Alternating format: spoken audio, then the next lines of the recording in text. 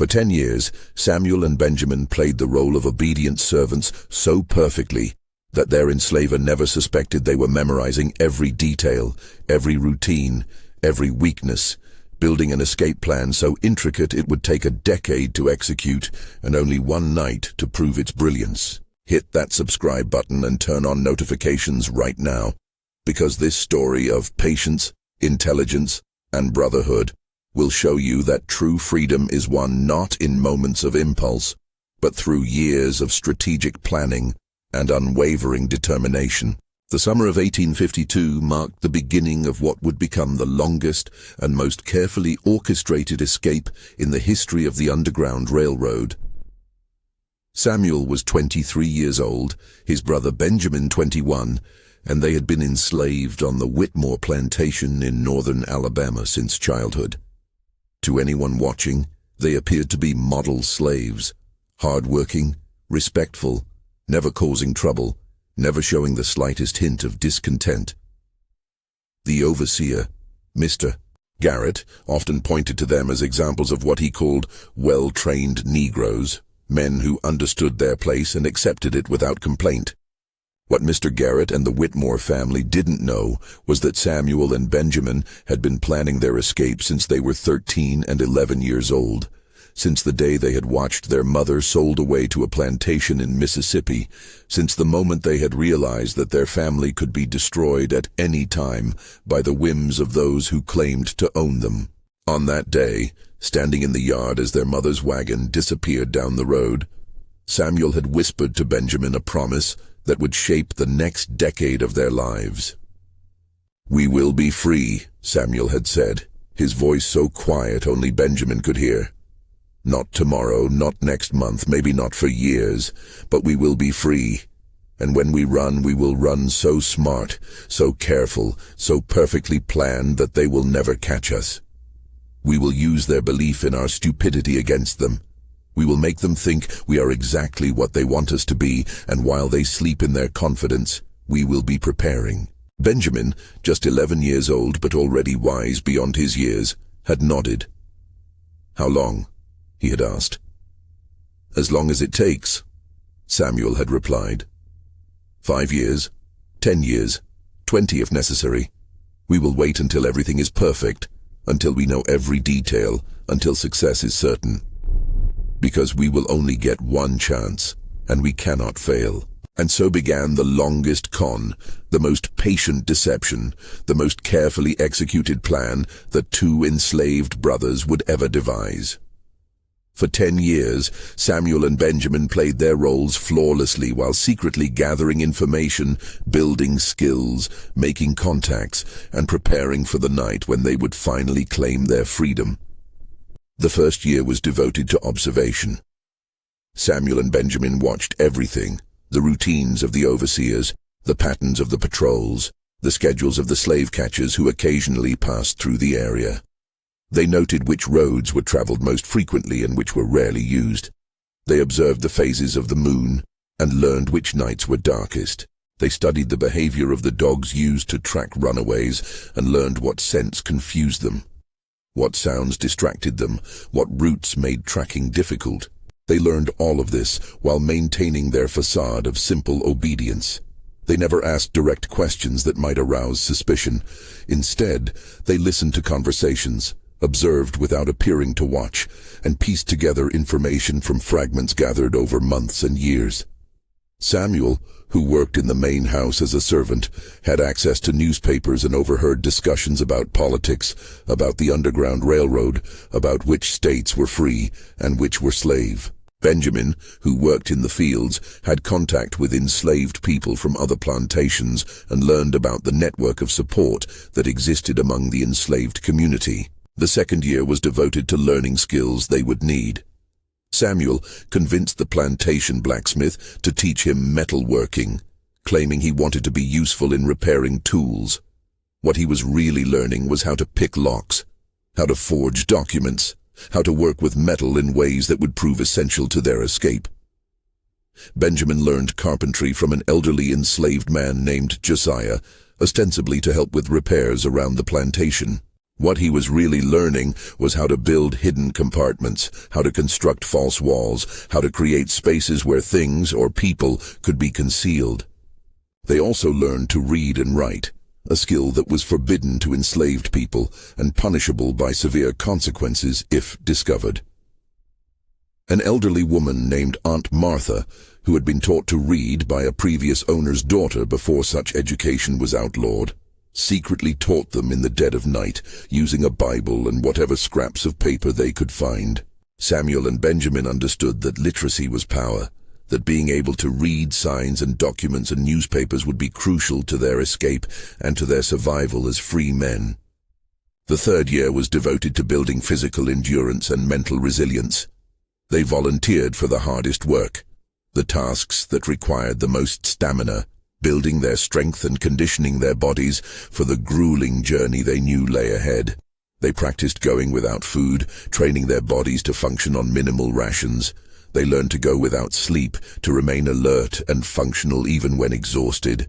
They practiced moving silently, walking for hours without rest, navigating in darkness. But they also built mental resilience, learning to control their emotions, to hide their true feelings behind masks of compliance, to endure humiliation and injustice without showing anger or resentment. This was perhaps the hardest part, maintaining the facade year after year, never letting their guard down, never giving any hint of their true intentions. They watched other enslaved people attempt escape with inadequate planning, and saw them captured, saw them punished, saw them broken. And each failure reinforced their commitment to patience, to waiting until their plan was perfect. The fourth and fifth years were devoted to mapping their route. Samuel, who occasionally accompanied Mr. Whitmore on trips to nearby towns, memorized landmarks, roads, rivers, and towns. He created a mental map of the territory between the plantation and the free states of the North. A map so detailed and accurate that he could navigate it in complete darkness. Benjamin, through conversations with other enslaved people, learned about safe houses, about sympathetic individuals who helped runaways, about the network of the Underground Railroad, and how to make contact with it. They also began to cache supplies along their planned route. During trips to town, Samuel would hide small amounts of food, tools, and other necessities in predetermined locations, building a network of supply points that would sustain them during their journey. Benjamin, working in the plantation's vegetable garden, gradually accumulated seeds and dried foods, hiding them in waterproof containers buried in locations only he and Samuel knew about. The sixth and seventh years were devoted to establishing their cover story and building the relationships they would need. Samuel cultivated a reputation as the most loyal and trustworthy servant on the plantation, someone Mr. Whitmore relied on and trusted implicitly. This trust would be crucial. It would give Samuel access to information and resources that other enslaved people didn't have, and it would make their eventual escape even more shocking and therefore less likely to be anticipated. Benjamin, meanwhile, built relationships with enslaved people on neighboring plantations, creating a network of allies who could provide information, assistance, and misdirection when the time came. He was careful never to reveal his true intentions, never to trust anyone completely, but he established himself as someone reliable, someone who could be counted on, someone who would be remembered favorably when he needed help. During these years, they also saved money. Samuel, who was occasionally given small tips by guests at the main house, saved every penny. Benjamin, who was allowed to sell vegetables from his garden plot on Sundays, carefully hoarded his earnings. Over years, these small amounts accumulated into a sum that, while modest, would be crucial for purchasing supplies, bribing officials, and sustaining themselves during the early days of freedom. The 8th and 9th years were devoted to creating false trails and establishing alibis. Samuel and Benjamin began to talk openly but carefully about their contentment with their situation, about how they had no desire to run away, about how they understood that their place was on the plantation. They made sure these statements were overheard by the overseers, by other enslaved people who might report to the masters, by anyone who might later be questioned about their intentions. They also began to plant false information about their supposed plans. Samuel occasionally mentioned a desire to be sold to a plantation in the Deep South, closer to where their mother had been taken. Benjamin spoke of his hope to marry a woman on a neighboring plantation and his willingness to accept whatever arrangement the masters made. These false desires served two purposes. They made Samuel and Benjamin seem more invested in the system of slavery, and they would later misdirect those searching for them, sending pursuers in the wrong direction. During this time, they also observed failed escape attempts by others and learned from these failures. They saw that most runaways were caught within the first few days, usually because they ran without adequate planning, without supplies, without knowledge of the route or the dangers. They saw that desperation led to mistakes, that emotion overrode strategy, that the desire for immediate freedom often resulted in recapture and punishment. And they renewed their commitment to patience, to waiting until every detail was perfect, to refusing to act until success was as certain as they could make it. The 10th year was devoted to final preparations and waiting for the perfect moment. By now, Samuel was 33 and Benjamin was 31. They had spent nearly half their lives preparing for this escape, and they were ready. They had memorized every detail of their route, had cached supplies at intervals along the way, had established contacts with the Underground Railroad, had built the physical and mental strength they would need, had created false trails that would misdirect pursuers, and had cultivated a reputation for loyalty that would delay suspicion. Now they just needed the right moment, a night when the moon was dark, when the weather would obscure their trail, when the overseers would be distracted, when everything aligned perfectly. They waited through the spring and summer, watching, assessing, refusing to act until conditions were ideal. And finally, in late September, the moment came. A storm was approaching, the kind of heavy rain that would wash away tracks and confuse the dogs. Mr. Whitmore was traveling to Montgomery on business and would be gone for 3 days, which meant the plantation would be less vigilantly supervised. The overseer, Mr. Garrett, had been drinking heavily the night before. Samuel had made sure of that by leaving a bottle of whiskey where he would find it, and would likely sleep soundly. The moon was in its dark phase, providing maximum darkness for their escape. On the night of September 23rd, 1862, exactly 10 years after they had begun planning, Samuel and Benjamin made their move. They had said their goodbyes to the few people they trusted: Aunt Martha, old Josiah, a few others who had been part of their lives, though they had done so in ways that didn't reveal their intentions, simply expressing gratitude and affection in case they never saw each other again. At midnight, when the plantation was quiet and the storm was beginning to build, Samuel and Benjamin slipped away from their quarters. They moved with the silence of shadows, using routes they had practiced hundreds of times in their minds, avoiding the areas where dogs were kept, staying away from the overseer's house. They reached the edge of the plantation without incident and paused there for a moment, looking back at the place that had held them captive for their entire lives. "No looking back," Samuel whispered. "Only forward now." Benjamin nodded, and together they stepped beyond the boundary of the plantation, taking their first steps as men claiming their freedom. The rain began to fall in earnest, heavy drops that would wash away their scent and their tracks, and they moved quickly into the forest, following the route they had memorized, heading toward the first cache of supplies they had hidden years earlier. The first night of their escape was both terrifying and exhilarating. Every sound made them freeze, every shadow seemed to hide a threat, every moment felt like it might be their last as free men. But they moved with purpose and confidence, following their plan exactly, making no impulsive decisions, trusting in the years of preparation that had brought them to this moment. By dawn, they had covered 15 miles and reached their first safe point, a cave they had identified years earlier, hidden deep in the forest, where they could rest during the day without fear of discovery. They ate from their cached supplies, drank water from a nearby stream, and took turns sleeping while the other kept watch. The rain continued through the day, which was perfect for their purposes.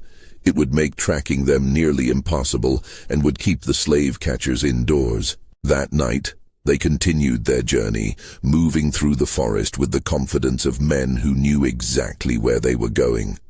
They avoided roads and towns, staying in the wilderness where they were less likely to encounter patrols. They used the stars for navigation, just as they had practiced, and they made steady progress northward. The second night brought their first real test. They heard dogs in the distance, the unmistakable sound of tracking hounds on a scent. Samuel and Benjamin immediately implemented their contingency plan. They split up, each taking a different route, both heading toward a river they had identified years earlier. The plan was to confuse the dogs by dividing the scent trail, then to meet at a predetermined point on the other side of the river. Samuel reached the river first and waded into the cold water, walking upstream for a quarter-mile before crossing to the other side. The water would break his scent trail and make it nearly impossible for the dogs to track him. Benjamin did the same, walking downstream before crossing. The sound of the dogs grew fainter, then disappeared entirely. The brothers' strategy had worked. The dogs had lost the trail. They reunited at their meeting point, a distinctive rock formation they had memorized from Samuel's mental map, and continued their journey. This close call reinforced the importance of their careful planning, of having contingency plans for every possible scenario, of never assuming that things would go smoothly. Over the next 2 weeks, Samuel and Benjamin traveled more than 200 miles, moving only at night, hiding during the day, using their cached supplies, and occasionally receiving help from sympathetic individuals, both black and white, who were part of the informal network that aided runaways. They encountered patrols twice more, but avoided detection through a combination of luck, skill, and the careful planning that had characterized their entire escape. They crossed from Alabama into Tennessee, then from Tennessee into Kentucky. Each state brought new challenges and new dangers, but also brought them closer to freedom. They were exhausted, hungry, and pushed to their physical and mental limits, but they never wavered, never considered turning back, never doubted that they would succeed. The climax of their journey came in southern Ohio, just across the river from Kentucky, when they were finally on free soil but still in danger. They had made contact with a conductor on the Underground Railroad, a Quaker man named Thomas, who had agreed to help them reach the next station. But as they approached Thomas's farm, they saw slave catchers, men who made their living hunting runaways even in free states, men who would return them to bondage for the reward money. Samuel and Benjamin had to make a split-second decision. They could hide and wait for the slave catchers to leave, but that might take hours or days, and they were running out of supplies and energy. Or they could try to bluff their way past, using the forged freedom papers Samuel had created years earlier, papers that identified them as free men traveling to visit family in Cincinnati. They chose to bluff. Samuel straightened his shoulders, adopted the confident bearing of a free man, and approached the slave catchers directly. "Good evening, gentlemen," he said, his voice steady despite his racing heart. "My brother and I are traveling to Cincinnati. Is there a problem?" The slave catchers looked them over suspiciously. "Let's see your papers," one demanded. Samuel produced the forged documents, which he had created with painstaking care, copying the style and format of legitimate freedom papers he had seen over the years. The slave catchers examined them closely, looking for any sign of forgery, any reason to doubt their authenticity. The moment stretched out, tense and terrifying. Benjamin stood silently beside his brother, his face carefully neutral, showing none of the fear that churned in his gut. Everything they had worked for, 10 years of planning and preparation, came down to this moment. Would the forgeries hold up to scrutiny? Finally, one of the slave catchers handed back the papers. "All right," he said grudgingly. "You can go. But you'd better be careful. There are runaways in the area, and folks are on edge. Someone might mistake you for escaped slaves if you're not careful." "We'll be careful," Samuel said, taking back the papers with a hand that didn't shake despite the adrenaline flooding his system. "Thank you for the warning."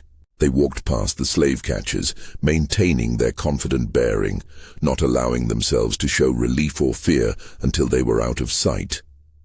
Then they nearly collapsed with the release of tension, the realization of how close they had come to capture, the understanding that their forgeries had worked, that their years of preparation had paid off in this crucial moment. They reached Thomas's farm and were welcomed into the network of the Underground Railroad. Thomas provided them with food, shelter, and guidance for the next leg of their journey. "You're safe now," he told them. "You're on free soil, and we'll make sure you get to Canada, where you'll be truly beyond the reach of slave catchers." But Samuel and Benjamin knew that they wouldn't feel truly safe until they crossed into Canada, until they were in a place where slavery was illegal and where they couldn't be legally returned to bondage. So they continued their journey, traveling through Ohio and into Michigan, always moving, always vigilant, always aware that danger still existed even on free soil. Finally, 6 weeks after leaving the Whitmore plantation, Samuel and Benjamin crossed the border into Canada. They stood on Canadian soil, free men in a free country, and for the first time in their lives they allowed themselves to believe that they had truly escaped, that they had achieved what they had spent 10 years planning, that they were finally completely legally free. The emotions that overwhelmed them in that moment were complex and profound. There was joy, certainly, the overwhelming relief and happiness of having achieved their goal. But there was also grief for the years lost to slavery, for their mother whom they would likely never see again, for the friends and family left behind who were still in bondage. There was anger at the injustice of a system that had claimed them as property, that had denied them their humanity, that had stolen their childhoods and their youth. And there was determination to use their freedom not just for themselves, but to help others, to work for the abolition of slavery, to ensure that what they had endured would not be endured by future generations. Samuel and Benjamin settled in a community of formerly enslaved people in Ontario, Canada. They found work, built homes, and began to establish lives as free men. But they never forgot where they had come from, never forgot those still in bondage, never stopped working for liberation. Samuel used his literacy and his organizational skills to become involved in the abolitionist movement. He gave speeches about his experiences, wrote articles for anti-slavery newspapers, and helped to organize support for the Underground Railroad. He was particularly effective because he could speak from personal experience, could describe in detail the realities of slavery and the intelligence and courage required to escape it. Benjamin used his carpentry skills to build homes for other freedom seekers arriving in Canada, helping them to establish themselves in their new lives. He also traveled back to the United States several times, working as a conductor on the Underground Railroad, using the knowledge and skills he had developed during his own escape to help others achieve freedom. The brothers never returned to Alabama, never saw the Whitmore plantation again. But they learned through the network of formerly enslaved people that their escape had caused quite a stir. Mr. Whitmore had been shocked and outraged that his most trusted servants had deceived him so completely, had planned their escape for so long without him suspecting anything. The overseers had been humiliated that 2 men they had considered simple and obedient had outsmarted them so thoroughly. But what Samuel and Benjamin found most satisfying was learning that their escape had inspired others. Enslaved people on the Whitmore plantation and neighboring plantations had heard the story of the brothers who had planned for 10 years and executed their escape perfectly. And it had given them hope, had shown them that freedom was possible with careful planning and patience, had demonstrated that intelligence and strategy could overcome the power of the slave system. Over the years, Samuel and Benjamin helped dozens of other people escape to freedom, sharing the lessons they had learned, teaching the importance of patience and planning, demonstrating that successful escape required not just courage but intelligence, not just determination but strategy. They became respected members of their community, known for their wisdom, their dedication to justice, and their unwavering commitment to helping others. They both married and had children, and they raised those children with stories of their escape, with an understanding of the history they carried, with a commitment to justice and equality. They taught their children that freedom was not something to be taken for granted, but something that had been won through struggle and sacrifice, that they had a responsibility to use their freedom to work for the liberation of others, that the struggle was not over and would not be over until all people could live in dignity and equality. Samuel and Benjamin lived long lives, both surviving into their 70s, both witnessing the end of slavery in the United States, both knowing that the institution that had claimed them as property had been destroyed. But they also witnessed the rise of new forms of oppression, the emergence of systems designed to maintain white supremacy even without the legal framework of slavery.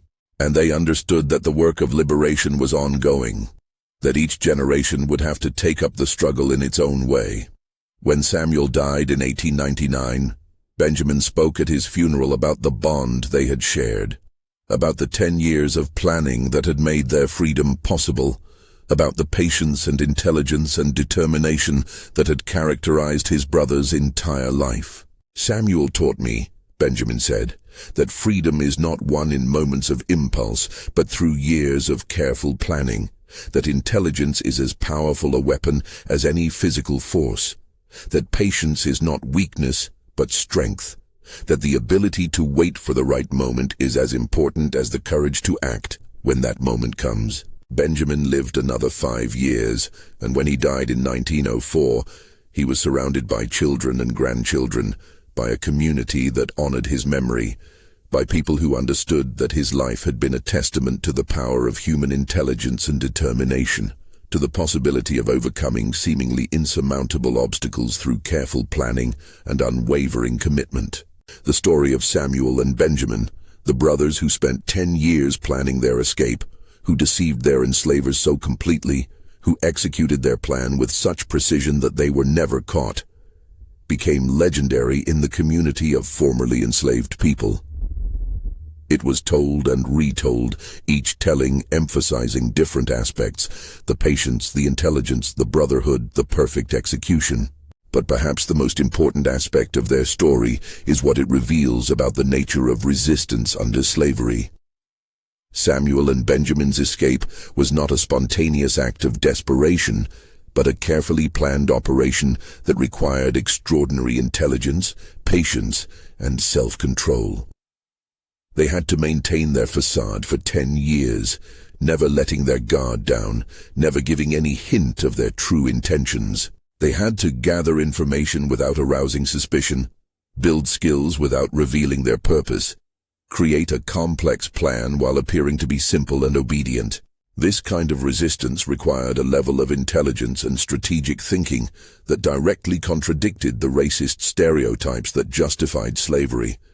The claims that black people were intellectually inferior, incapable of complex thought, suited only for manual labor.